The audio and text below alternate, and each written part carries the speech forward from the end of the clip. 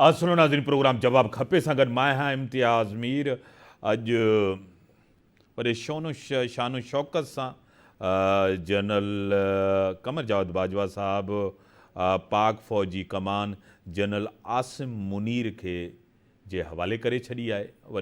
वॾो इहो हिकिड़ो वॾो इवेंट हुयो ऐं उहा कमान उन्हनि जे हथ में हूंदी ऐं हाणे अॻिते चैलेंजिस बि आहिनि। ऐं मुल्क जे अंदरि इमरान ख़ान जेको फ़ैसिलो कयो आहे असेंबली डिज़ॉल्व करण जो ऐं ॿाहिरि अचण जो, इहो हिकिड़ो जज़्बाती फ़ैसिलो हुयो। इमरान ख़ान सियासी ग़लती करणु थो वञे। मुल्क जे अंदरि मैशियत सियासत आम माण्हू खे रिलीफ कोन थो। महंगाई तकरीबन 30% थी आहे। मुझे ज्वाइन किया है PTI के MNA बड़ी वोकल हैं उज़्मा रियाज जदून साहिबा। मैं आपको वेलकम करता हूँ अपने शो में। शुक्रिया इम्तियाज साहब, बहुत शुक्रिया। असेंबलियाँ तहलील करना है, असेंबलियाँ तहलील करने जा रहे हैं। सिंध असेंबली के अंदर भी इस्तीफ़ाएँ जमा कर दी गई हैं। ये जज्बाती फैसला नहीं है वैसे उज़्मा साहिबा?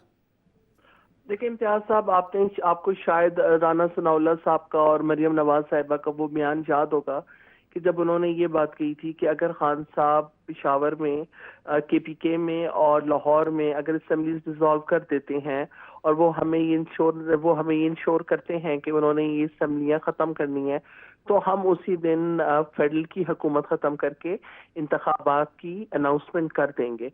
तो आप ये देखिए कि अभी तो खान साहब ने असेंबलियां डिसॉल्व नहीं की, उन्होंने सिर्फ अनाउंसमेंट की कि जी हम इन असेंबलियों से बाहर निकलना चाहते हैं। और फिर हमने रिएक्शन देखा। इस वक्त आप देख लीजिए कि गवर्नमेंट का क्या रिएक्शन है। उन्होंने ये बात करके और आज वो मुकरे में हैं और वो कहते हैं कि जी हम ज़िमनी इंतखाबात इसके ऊपर करा देंगे। और आपको पता है कि ज़िमनी इंतखाबात कराना ये कोई आसान काम नहीं है। ये ज़िमनी इंतखाबात नहीं होंगे, बल्कि अगर ये हुए तो KPK के अंदर भी और पंजाब के अंदर भी प्रॉपर इंतखाबात होंगे। फिर ज़िमनी इंतखाबात इसलिए नहीं हो सकते कि आपको पता है KPK के अंदर हमारी अपनी गवर्नमेंट मौजूद है और वहाँ पे अपोजिशन के कुछ ही MPs मौजूद है। तो जाहिर है जहाँ पे मेजॉरिटी जाएगी तो वहाँ पे माइनॉरिटी तो ऑटोमेटिकली डिसॉल्व हो जाएगी। इसी तरह से आप पंजाब के अंदर भी देख लीजिए। तो बिल्कुल अभी खान साहब की मीटिंग्स अपनी किचन कैबिनेट के साथ भी हो रही हैं और तो इसके ऊपर भी डिसाइड किया जा रहा है कि अब उन्होंने गवर्नमेंट को कैसे लेके चलना है और अपने फैसलों से किस तरह से आगे काम लेना है। आपको खुद पता है कि एक तो तहरीक अदम एतमाद लाई जाती है, तो आपको पता है उसके बाद तो आप जो है ना तहलील नहीं कर सकते, और एतमाद का वोट वो भी आपके सामने है। और सबसे ज़्यादा अहम चीज़ ये है कि आप जो है ना जिस तरह गवर्नर राज है वो भी लग सकता है। ये 3-4 चीज़ें ऐसी हैं जो असेंबली को तहलील करने से रोक सकती हैं। अगर नहीं होता तो आइन तो यही कहता है, आइन का आर्टिकल तकरीबन 112 है जो वो तो यही कहता है कि अगर एडवाइज़ करता है वज़ीर आला गवर्नर को, तो अगर वो उसको नहीं माने भी 48 घंटों में ऑटोमेटिकली जो है ना असेंबली डिसॉल्व हो जाती है। क्या कहेंगे? लेकिन जी इसके ऊपर तो हमारे एक्सपर्टीज भी मौजूद हैं, उनको भी बुलाया गया है और उनसे भी मशावरत हो रही है और इसी तरह से PDM भी इन चीज़ों पे मशावरत अपनी कर रही है। लेकिन आप ये भी देखें कि आईनी की ये शिक है कि अगर असेंबलीज का अगर आपका सेशन चल रहा है तो उसमें आप तहरीक अदम एतमाद जमा नहीं करा सकते। तो अभी आपको ये पता है कि पंजाब का भी सेशन चल रहा है और KPK का भी सेशन चल रहा है। अगर इन सेशन के अंदर ही अगर हम असेंबलीज डिसॉल्व कर लेते हैं तो हम आइन के खिलाफ नहीं जाएंगे। हाँ, हम बीच में अगर ब्रेक लेते हैं और उस ब्रेक के दौरान अगर अदम एतमाद की तहरीक जमा हो जाती है तो वो अलग बात है।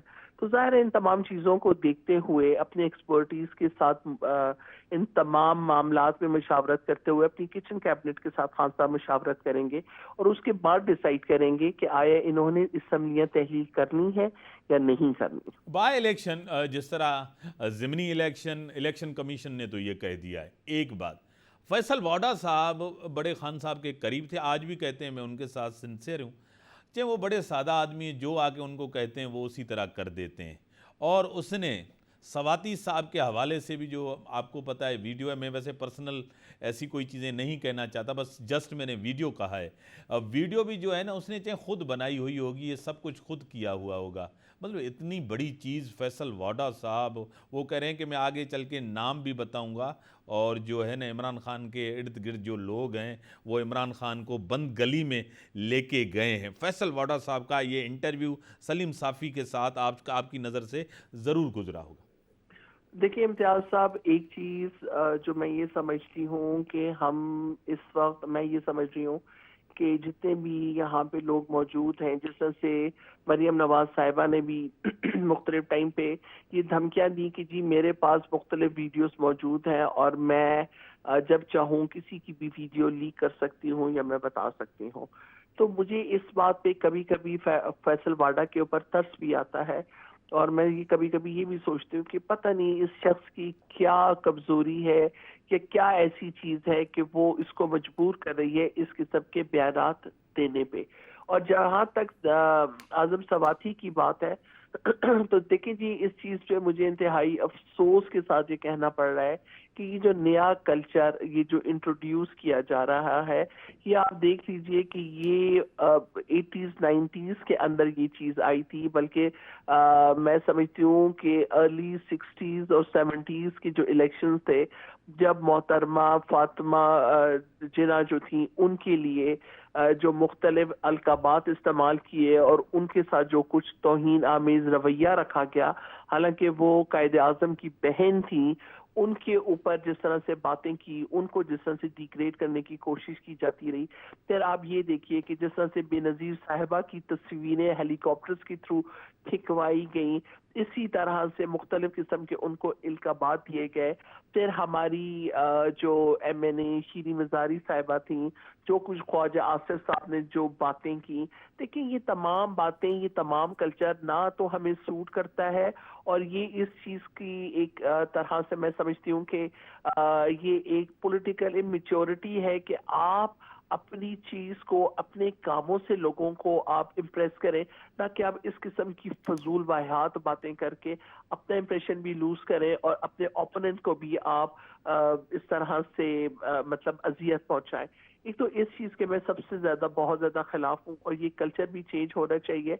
और इन चीजों को जब तक हम इग्नोर नहीं करते या इन चीजों से हम इन चीजों को खत्म नहीं करते, तो मैं समझती हूँ कि पॉलिटिकल एक मेच्योरिटी हमारी सियासत के अंदर नजर नहीं आएगी।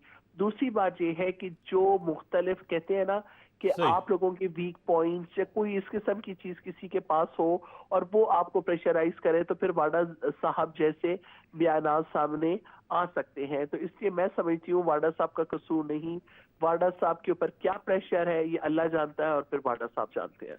बड़ी मेहरबानी, आपने टाइम देना, ब्रेक जो टाइम था ब्रेक हम पहुंचा चुके।